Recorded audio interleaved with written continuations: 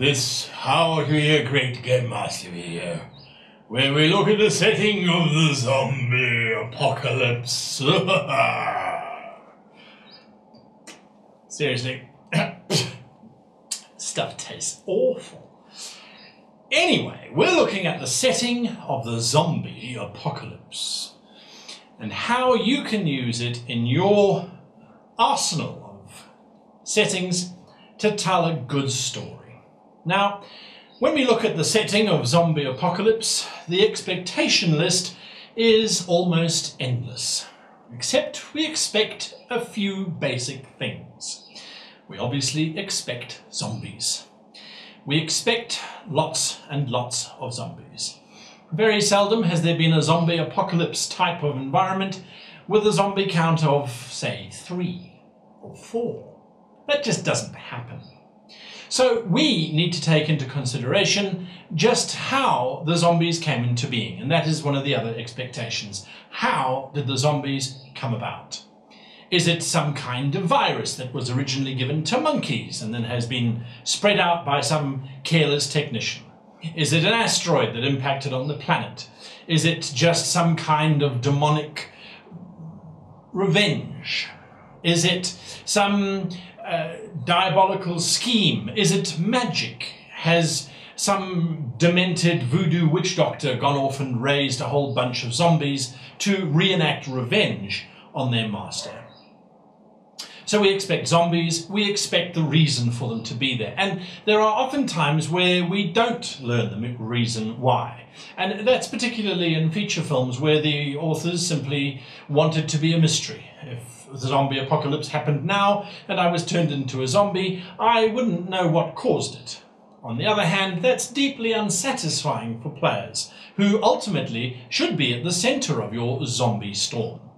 So what caused the zombies to happen and why? If it was random chance, well, that's a bit of a problem. Because the next thing that we expect in a zombie apocalypse, apart from a lot of people being eaten and turned into zombies and subsequently having to be killed by the players, is we expect that there is some kind of hopeful resolution.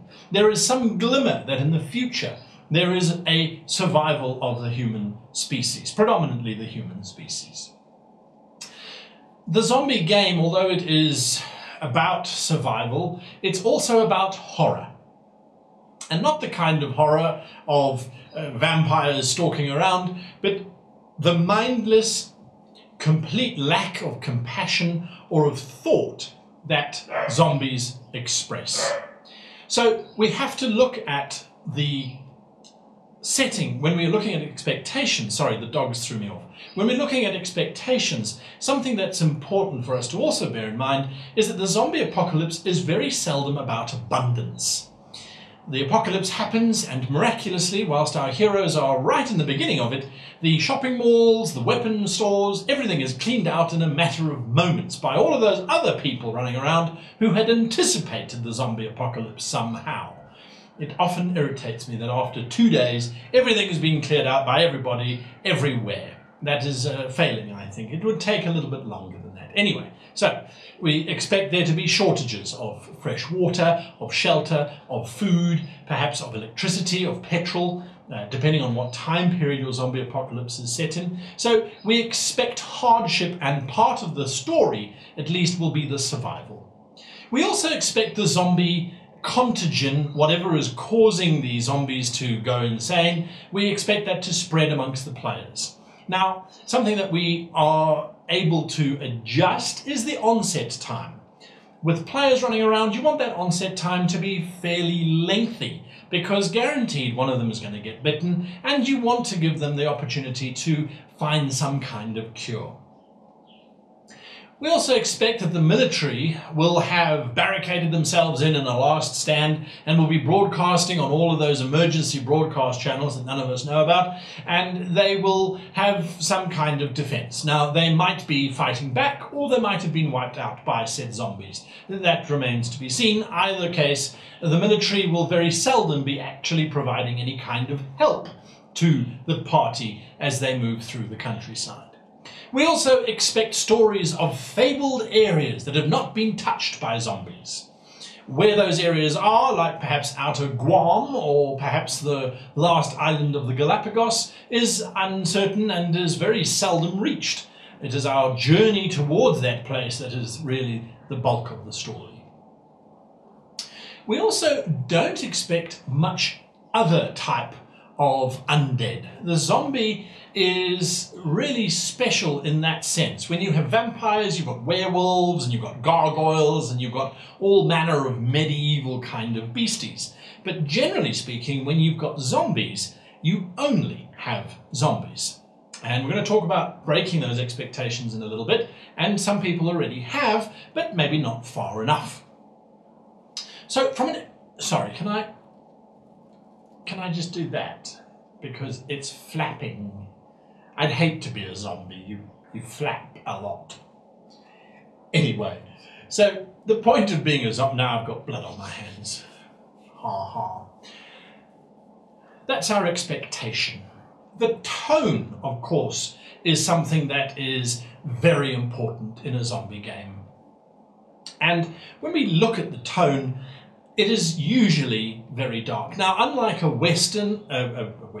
unlike a war setting, or perhaps unlike a horror setting, which zombies are part of, but there's not usually a lot of horror. We know what the monster is, we know what the big bad is.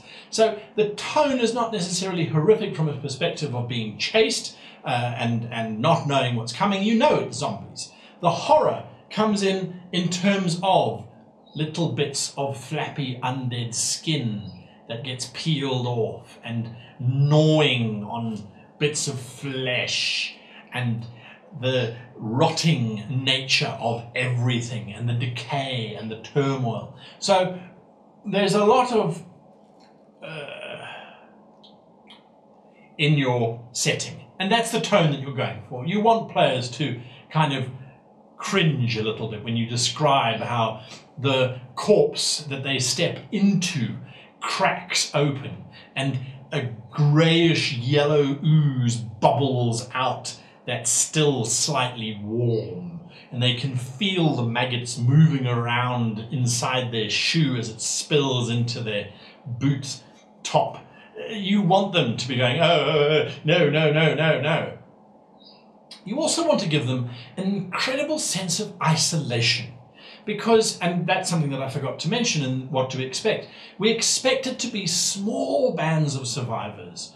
Very seldom do we come across 20,000 people living in one space. There are exceptions, and there's been some great films that look into those kind of scenarios, but to me that is an exception rather than the rule. And even in those settings, little bands would go off and try and survive and find things and then get ripped apart by the zombies.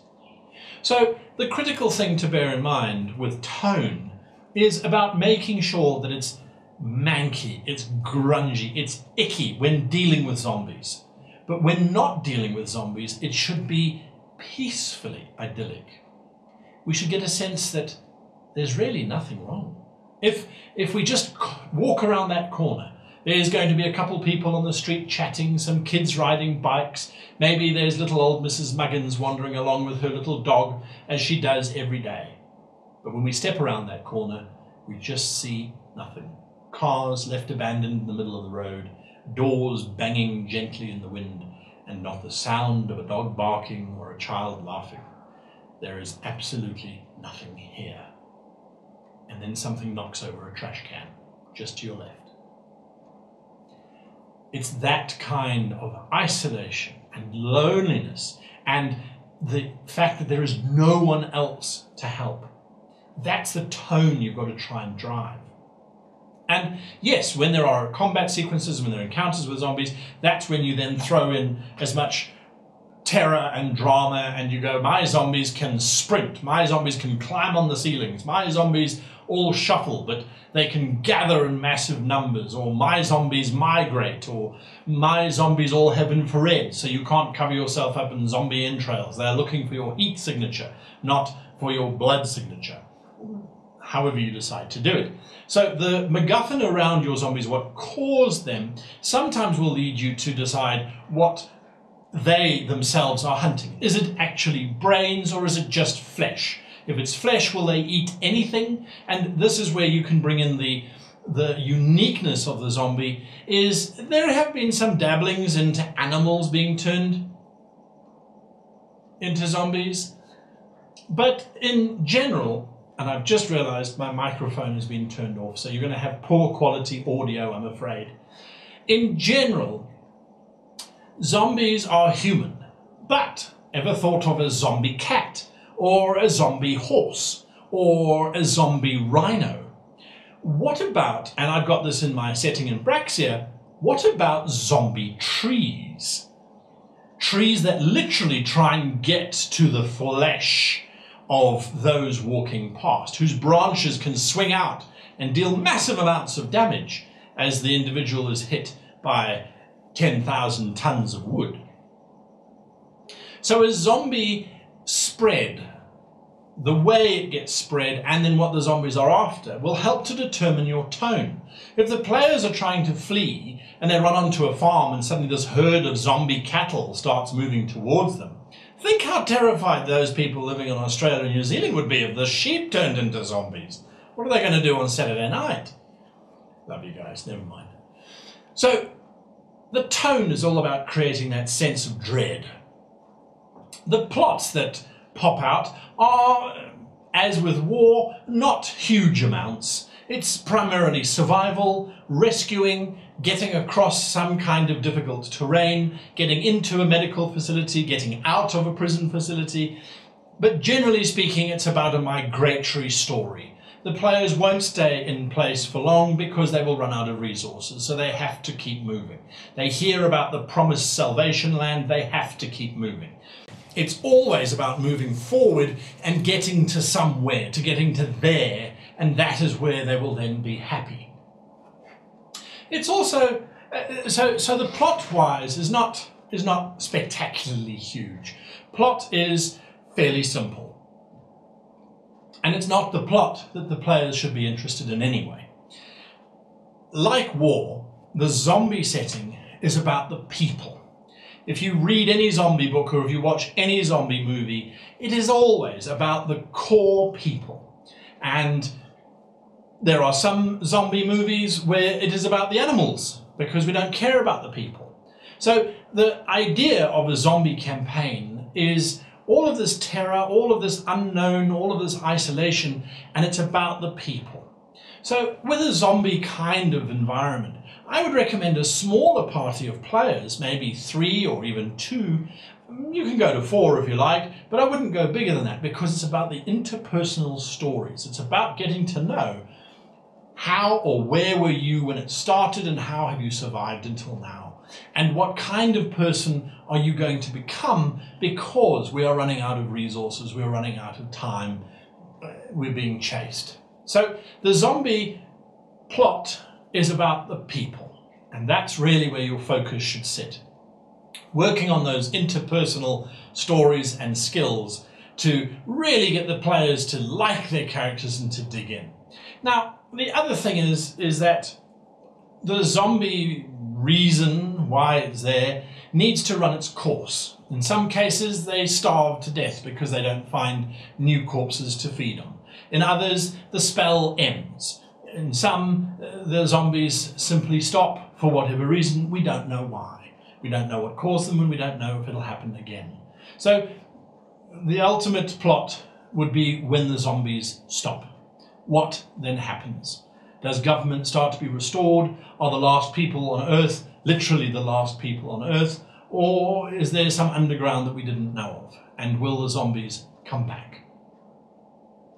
If we then look at references, and there are many of them, obviously some of the big references are The Walking Dead, which is a fairly straightforward interpretation of the zombies. But zombie literature and zombie movies have been made since, well, the beginning of filmmaking. Certainly I remember watching a very old black and white zombie movie without dialogue, well, without audio, where this voodoo queen had raised an army of zombies to defeat the plantation masters. So zombies have been around, and there is literally tons of material for you to go through and to inspire yourself and to look at how to do it differently, such as, say, undead or zombie cats and dogs and plants. So the only thing that I can say further about the zombie idea and the zombie setting as it is that the monsters are not going to be changing. It's always going to be zombies. You've got to make sure that you're keeping the scenarios different. The setting of the entire encounter needs to be changed on a daily basis. Your players will work out axes and projectiles and guillotines and all kinds of things for getting rid of zombies en masse. It's up to you to make sure that the situations they find themselves in, they either have to use their weaponry and run out, or they are caught off guard. And the zombie idea that they shuffle about and don't really have much control, that's one way to explore it. Another is, what if the zombies are all under the control of some mad scientist who's using radio waves to control the herds, or maybe is using magic? The idea here is to keep people guessing. The zombies can become quite routine. You hear a noise, oh, it's a pack of shambling zombies. We get into the car and we drive away. We use the sound detractor to allure them to one area of the city whilst we pillage the other. Your zombies don't necessarily have to learn because, well, that might not be what they do. You as the GM needs to learn how to contrive more complicated situations and scenarios. When there's no power, perhaps power pumps kick in automatically because a zombie tripped over some cord which caused the lower half of the city's sewers to flood, which just happens to be where our players need to go. You can work out those kinds of things. Zombies don't necessarily drive vehicles, but if there's a zombie stuck inside a tank and it happens to hit the right combination of buttons, you could have a tank being driven by a zombie straight towards the players. That could be quite an interesting scenario. There are several rule systems, and I don't normally go into rule systems that deal with the zombies, and Fantasy Flight released one literally called Apocalypse Zombie, which is all about zombies, obviously. There are plenty of modern settings that have stats for zombies, but something that I haven't necessarily come across, and it might be interesting to explore, is the idea of a zombie apocalypse happening in a medieval era. What would the British do if they're busy invading South Africa, for example, and suddenly there are a whole bunch of zombies that are fighting back? What would Victorian England think if zombies started running around all over the place? So sometimes the setting and making it different is putting it into a different time period to see what the ramifications would be. If there's no means for general broadcast, well, then our players aren't going to learn of the super secret military base that just happens to be nearby. That would cause them to go in that direction. So you're going to have to become more inventive in that way. What would happen if there was a zombie apocalypse during the medieval era? Who knows? Well, maybe you do. I hope this has been slightly insightful into how to think about zombie campaigns in a slightly different way. I do apologize for the audio quality, but having recorded half of it with all the makeup on and then having the prospect of redoing it for the sake of good audio, well, it is simply too much to bear. I do hope it's good, and if there's enough clamour for good audio, I might just be tempted to do it again. Anyway, hit that like button, hit that subscribe button, join us on Patreon if you want to get all sorts of interesting bits and pieces that you don't normally get. And if you don't want to join us on Patreon, well, stay with us here on YouTube because we're not going anywhere. Keep writing your comments, and if you haven't been through to our website, www.greatgamemaster.com, there's now a section where you can write in your suggestions for topics that we will cover, and then if you're a Patreon subscriber, you can actually vote on which topics get handled in the future and in which order they get done. So if you have a particular topic you need me desperately to cover, well, that can be arranged if you go on to that website. There's all sorts of other stuff, cool stuff that we recommend that you get from Amazon, since it is coming up to Christmas. Oh God, yes it is, and we've already got Christmas trees everywhere, which is bloody stupid in a country that's going to be celebrating a Christmas at 42 degrees Celsius. What's up with that? Anyway, don't get me started. Have fun with your zombies. Until next time, happy gaming.